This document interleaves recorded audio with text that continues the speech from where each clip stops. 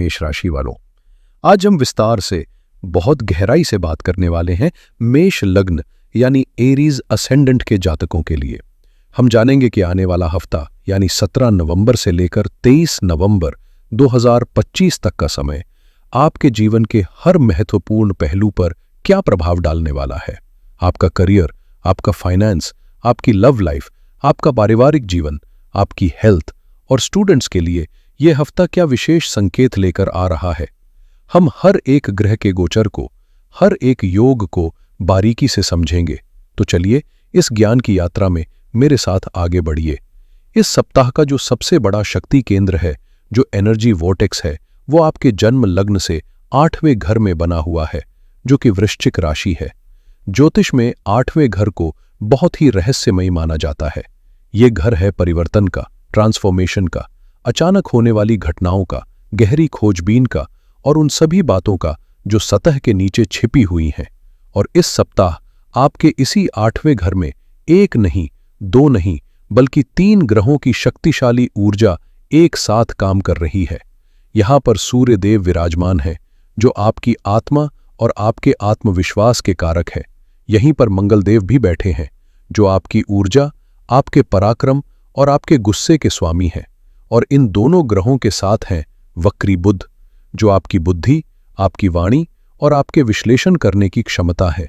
आप कल्पना कीजिए, जब आत्मा, ऊर्जा और बुद्धि तीनों एक साथ एक रहस्यमयी घर में चले जाएं, तो क्या होगा। इसका सीधा सा मतलब है कि ये सप्ताह आपको किसी बहुत पुरानी और गहरी समस्या की जड़ तक ले जाने की क्षमता रखता है।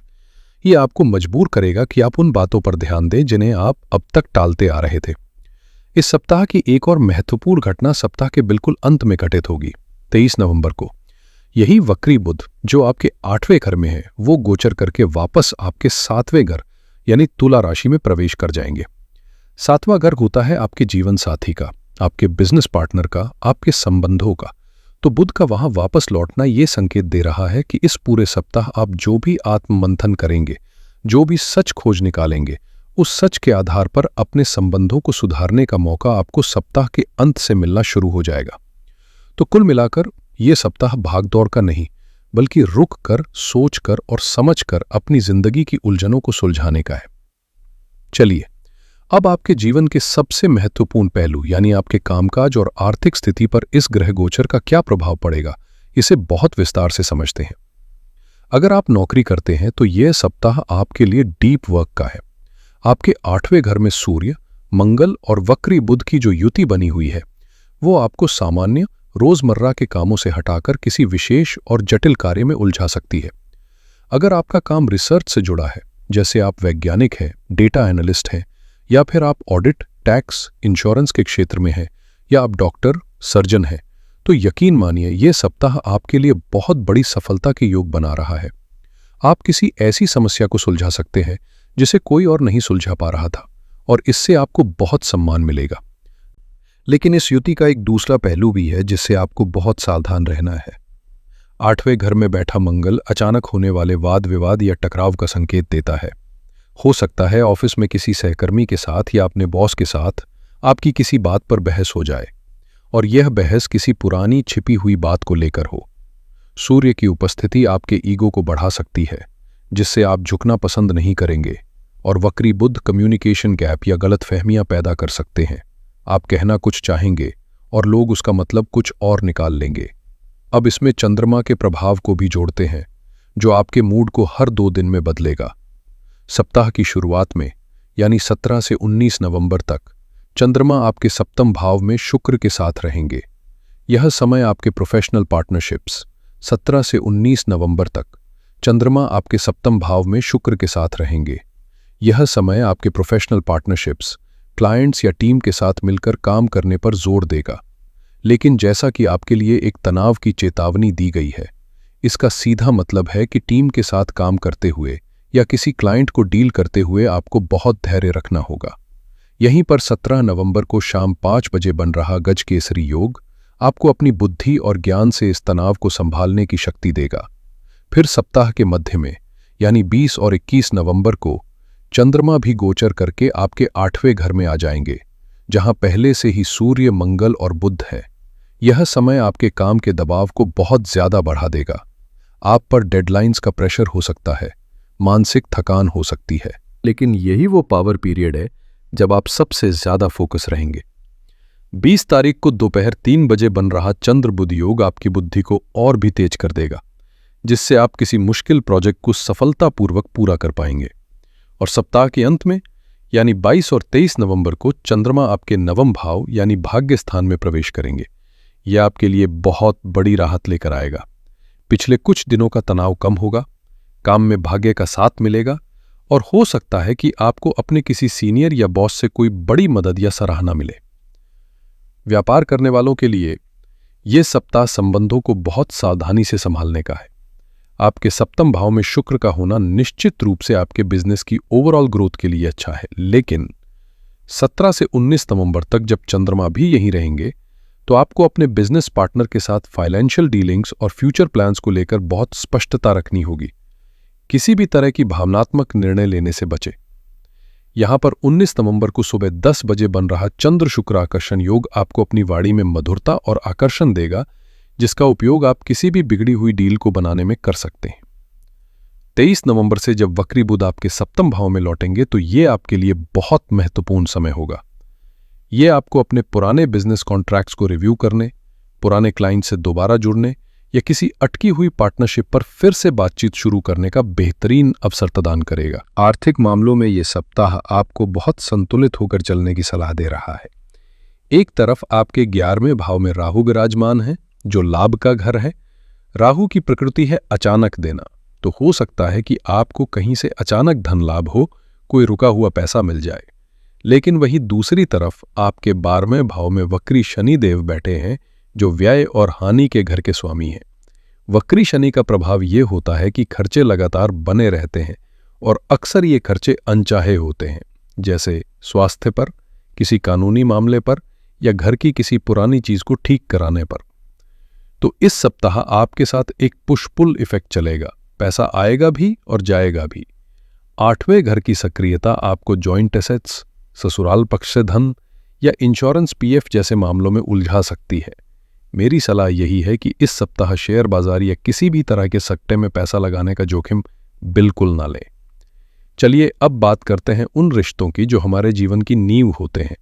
आपका प्रेम जीवन, आपका वैवाहिक जीवन और आपका परिवार। मेष लग्न वालों, इस सप्ताह आपके रिश्तों का सबसे बड़ा इम्तिहान है धैर्य और समझदारी। आपके सप्तम भाव, जो कि विवाह और साझेदारी का घर है, वहां पर शुक्र अपनी ही तुला राशि में विराजमान है। ये एक बहुत ही सुंदर योग है जिसे मालव्य योग कहते हैं, जो रिश्तों में स्वाभाविक रूप से प्रेम और आकर्षण को बढ़ाता है। लेकिन इसके बावजूद सप्ताह की शुरुआत यानी 17 से 19 नवंबर के लिए एक स्पष्ट तनाव की चेतावनी दी गई है। इसका कारण ये है कि चंद्रमा, जो हमारे मन और भावनाओं का कारक है, वो भी इसी भाव में शुक्र के साथ गोचर करेगा। जब दो सौम्य ग्रह एक साथ होते हैं तो भावनाएं बहुत तीव्र हो जाती हैं। हो सकता है आप या आपके पार्टनर बहुत ज्यादा सेंसिटिव महसूस करें और किसी छोटी सी बात को दिल पर ले लें, जिससे तनाव पैदा हो। यहां पर आपको ज्योतिष की खूबसूरती को समझना होगा। जहां एक तरफ चुनौती है तो वहीं समाधान भी है। 17 नवंबर की शाम को गजकेसरी योग का निर्माण आपको वो ज्ञान और परिपक्वता देगा जिससे आप स्थिति को संभाल सकें। और 19 नवंबर की सुबह बनने वाला चंद्र शुक्ल आकर्षण योग आपके अंदर वो चार्म और डिप्लोमेसी भरेगा जिससे आप अपने पार्टनर का दिल आसानी से जीत सकते हैं। आपको बस इन सकारात्मक ऊर्जाओं का सचेत रूप से उपयोग करना है। इस सप्ताह आपके अष्टम भाव के अत्यधिक सक्रिय होने के कारण आप दोनों के बीच कोई पुरानी छिपी हुई बात या कोई रहस्य भी सामने आ सकता है, जो थोड़ी देर के लिए आपको असहज कर सकता है, लेकिन ये लॉन्ग टर्म में आपके रिश्ते को और पारदर्शी बनाने में मदद करेगा। 23 नवंबर से जब वक्री बुध आपके सप्तम भाव में लौटेंगे तो ये आपके लिए एक वरदान की तरह काम करेगा। ये कम्युनिकेशन के सारे बंद दरवाजे खोल देगा। अगर कोई भी गलतफहमी हुई है तो बैठकर बात करने और उसे सुलझाने के लिए इससे बेहतर समय नहीं हो सकता। पारिवारिक माहौल की बात करें तो आपके चतुर्थ भाव, जो सुख, माता और घर का है, वहां पर बृहस्पति वक्री होकर बैठे हैं। वक्री बृहस्पति का अर्थ है पुनर्मूल्यांकन। इसका मतलब है कि आप अपने घर की शांति, अपने पारिवारिक सुख के बारे में गहराई से सोच रहे हैं। हो सकता है आप घर में कोई बदलाव करना चाहते हों या अपनी मां के स्वास्थ्य को लेकर थोड़े चिंतित हों। इसी के साथ आपके पंचम भाव में केतु का गोचर चल रहा है, जो कि संतान का घर है। केतु का प्रभाव थोड़ा अलगाववादी होता है। यह संतान के साथ आपके वैचारिक मतभेदों को बढ़ा सकता है। हो सकता है कि वे आपकी बात न समझें या आप उनकी दुनिया को न समझ पाएं। उनके साथ एक दोस्त की तरह जुड़ने का प्रयास करें, उन पर अपने विचार थोपने से बचें। चलिए अब विशेष रूप से बात करते हैं उन देवियों की जो घर की नींव होती हैं, हमारी गृहिणियों की। आपके लिए ये सप्ताह भावनाओं और जिम्मेदारियों का एक मिला जुला संगम लेकर आ रहा है।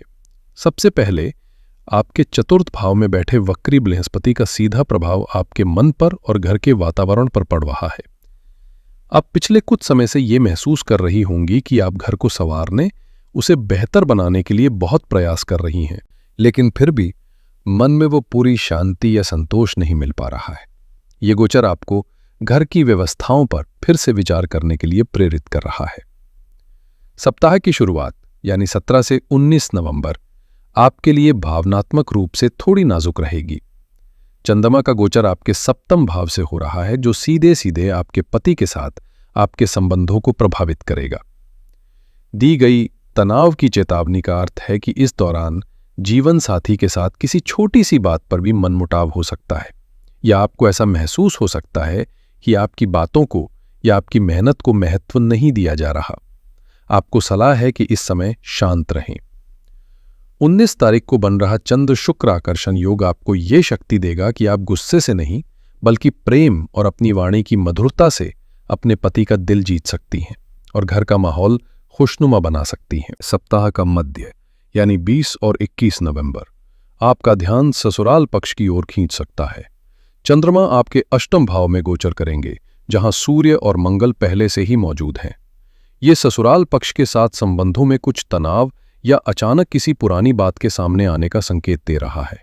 घर का माहौल थोड़ा भारी हो सकता है या ससुराल पक्ष से जुड़ी कोई जिम्मेदारी अचानक आपके ऊपर आ सकती है। इस समय किसी भी बहस में पड़ना आग में घी डालने जैसा होगा, इसलिए मौन रहना ही सर्वोत्तम नीति है। सप्ताह का अंत यानी 22 और 23 नवंबर आपके लिए बड़ी राहत लेकर आएगा। चंद्रमा आपके नवम भाव यानी भाग्य और धर्म के स्थान में होंगे।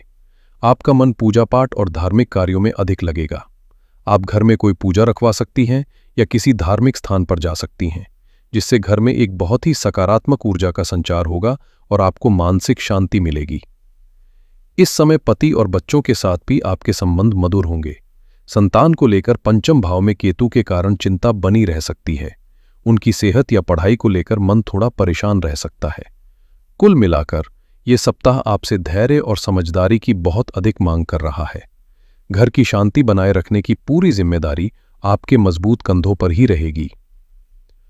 अब आते हैं दो बहुत ही महत्वपूर्ण पहलुओं पर, आपकी हेल्थ, क्योंकि पहला सुख निरोगी काया, और स्टूडेंट्स जो हमारे देश का भविष्य हैं। स्वास्थ्य के दृष्टिकोण से मैं पूरी ईमानदारी से कहूंगा कि यह सप्ताह आपसे बहुत ज्यादा सावधानी और अनुशासन की मांग कर रहा है। आपको डरना नहीं है, बस सचेत रहना है। जैसा कि मैंने पहले बताया, आपके अष्टम भाव में सूर्य, मंगल और वक्री बुध का जमावला है। अष्टम भाव आयु और आकस्मिक घटनाओं का होता है। मंगल ग्रह अग्नि तत्व का है और रक्त, ऊर्जा और दुर्घटना का कारक है। अष्टम भाव में इसका होना आपको वाहन चलाते समय, सीढ़ियों से उतरते चढ़ते हुए या किचन में काम करते हुए विशेष सावधानी बरतने का संकेत देता है। छोटी मोटी चोट या जलने का खतरा बन सकता है। सूर्य हमारी जीवन शक्ति और हृदय का कारक है। अष्टम भाव में इसका होना आपकी वाइटैलिटी को कम कर सकता है। आपको थका हुआ और ऊर्जा में कमी महसूस हो सकती है। अपने ब्लड प्रेशर का ध्यान रखें। वक्री बुध त्वचा, नर्वस सिस्टम और हमारी निर्णय क्षमता को प्रभावित करता है। आपको स्किन एलर्जीज, रैशेज या नसों में खिंचाव जैसी कोई समस्या हो सकती है। और क्योंकि ये सब वृश्चिक राशि में हो रहा है, जो हमारे शरीर के गुप्त अंगों और उत्सर्जन प्रणाली को नियंत्रित करती है, इसलिए आपको यूरिन इन्फेक्शन या पाइल्स जैसी समस्याओं के प्रति भी सतर्क रहना होगा। मेरी सबसे बड़ी सलाह है, इस सप्ताह बाहर के खाने से बचें, पर्याप्त नींद लें और शरीर में कोई भी असामान्य लक्षण दिखने पर उसे नजरअंदाज करने की गलती बिल्कुल ना करें। तुरंत डॉक्टर से सलाह लें। विद्यार्थियों, आपके लिए यह सप्ताह किसी वरदान की तरह है। बस आपको इसकी ऊर्जा को सही ढंग से चैनलाइज करना है। हाँ, यह सच है कि आपके पंचम भाव में केतु का गोचर आपकी एकाग्रता को भंग कर सकता है। आपका मन पढ़ाई से भटककर दूसरी चीजों में लग सकता है, लेकिन आपको दी गई जानकारी में एक बहुत ही शुभ समय बताया गया है। 20 नवंबर से लेकर 23 नवंबर तक का समय आपके लिए अत्यधिक अनुकूल है। आइए इसके पीछे के ज्योतिषीय कारण को समझते हैं। 20 और 21 नवंबर को चंद्रमा आपके अष्टम भाव में गोचर करेंगे। जैसा मैंने बताया, 8वां घर गहरी रिसर्च और छिपे हुए ज्ञान का है। जो छात्र किसी प्रतियोगी परीक्षा की तैयारी कर रहे हैं या साइंस, मैथमेटिक्स, पीएचडी जैसे विषयों में हैं, उनके लिए ये समय किसी भी मुश्किल से मुश्किल टॉपिक को समझने के लिए सर्वश्रेष्ठ है। 20 तारीख को बनने वाला चंद्र बुध योग आपकी ग्रास्पिंग पावर और एनालिटिकल स्किल्स को चरम पर ले जाएगा। इसके बाद 22 और 23 नवंबर को चंद्रमा आपके नवम भाव यानी भाग्य और उच्च शिक्षा के घर में गोचर करेंगे। ये समय आपके लिए भाग्य के दरवाजे खोल देगा। आप जो भी पढ़ेंगे वो आपको आसानी से याद होगा। ये समय भविष्य की पढ़ाई की योजना बनाने, किसी नए कोर्स में दाखिला लेने या गुरुओं का आशीर्वाद प्राप्त करने के लिए भी उत्तम है। तो मेरा सुझाव है कि सप्ताह की शुरुआत में मन ना लगे तो निराश न हो।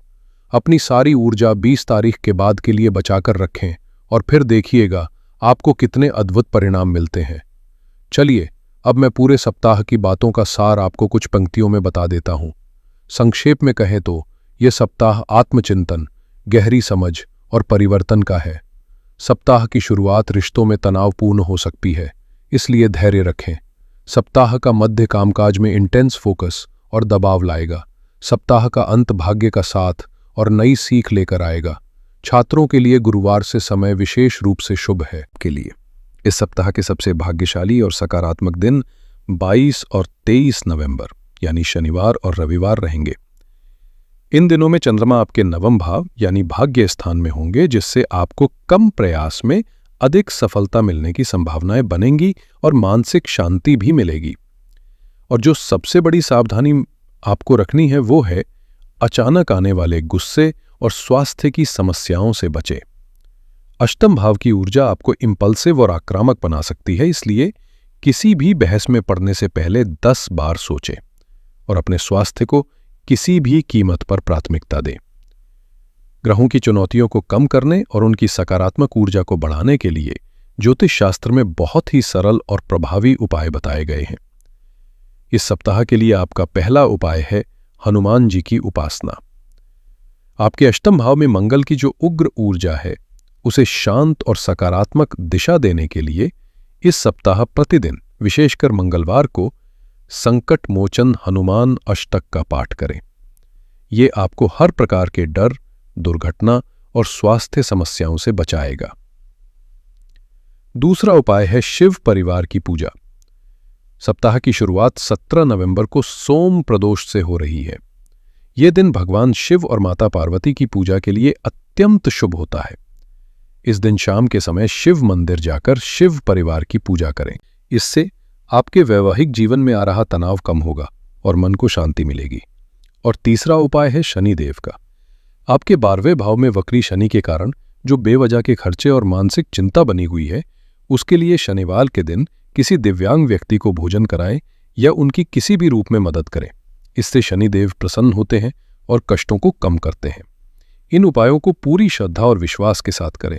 आपको निश्चित रूप से लाभ की अनुभूति होगी।